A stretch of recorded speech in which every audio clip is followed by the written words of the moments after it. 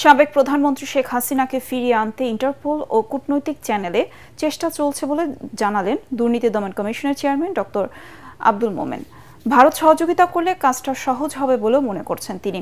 Commission কার্যালয়ে reporters against corruption র্যাকের কর্মশালায় দুদক chairman আরও বলেন, আগামী নির্বাচনে দুর্নীতিগ্রস্তদের মনোনয়ন দেয়া বন্ধ করতে হবে। নমিনেশন বেচাকেনা না করতে রাজনৈতিক দলগুলোর প্রতি আহ্বান জানান তিনি। রিপোর্ট করছেন মাহবুব কবির চপল। ভারতে পালিয়ে যাবার পর সাবেক প্রধানমন্ত্রী শেখ হাসিনার বিরুদ্ধে 7টি মামলা করেছে দুদক।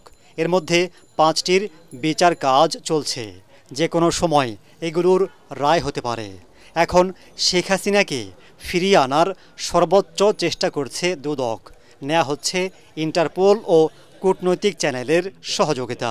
আমরা শেখ হাসিনার ব্যাপারে আমাদের যেসব প্রক্রিয়া তার মধ্যে কি বলে ইন্টারপোলের লাল নোটিশ থেকে শুরু করে প্রায় সবগুলি কাজই হয়েছে। পররাষ্ট্র মন্ত্রণালয়ের পর্যায়ে আলাপ আলোচনা চলছে। সেখান থেকে যদি সাকসেসফুল হয় এবং আমাদের প্রতিবেশী রাষ্ট্র যদি বাংলাদেশের প্রতি ন্যায় বিচার করে, তাহলে সঙ্গত কারণেই তাকে ফেরত দেবেন।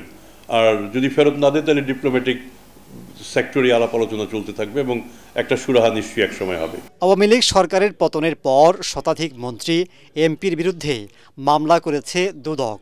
বিগত সরকারের সময় একই কায়দায় বিএনপির নেতাকর্মী ও ডক্টর ইউনূসের বিরুদ্ধেও মামলা করে কমিশন।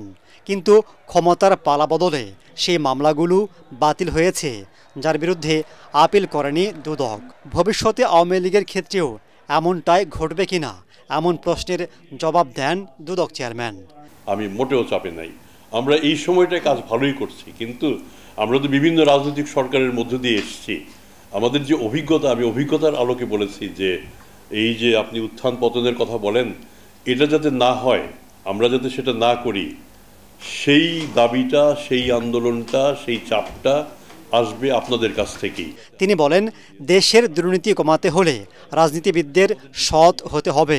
সেক্ষেত্রে আগামী নির্বাচনে দুর্নীতিগ্রস্তদের মনোনয়ন না দিতে রাজনৈতিক দলগুলোর প্রতি আহ্বান জানান কমিশন চেয়ারম্যান। অনুগ্রহ করে দুর্নীতিগ্রস্ত ব্যক্তিকে নির্বাচনে মনোনয়ন দেবেন না।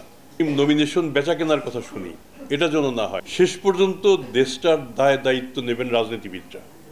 এটার মাঝামাঝি কোনো বিকল্প নাই।